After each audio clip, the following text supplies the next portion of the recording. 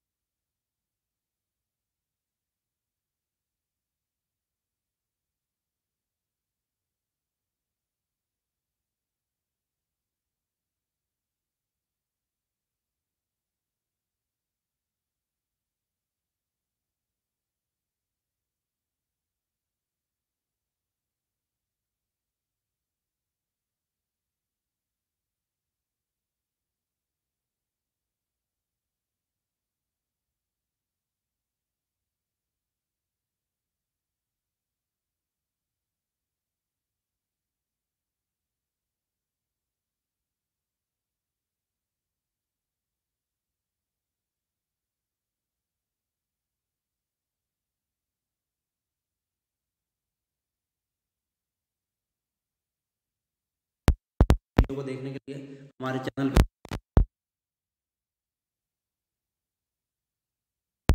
मैंने अपने लोगों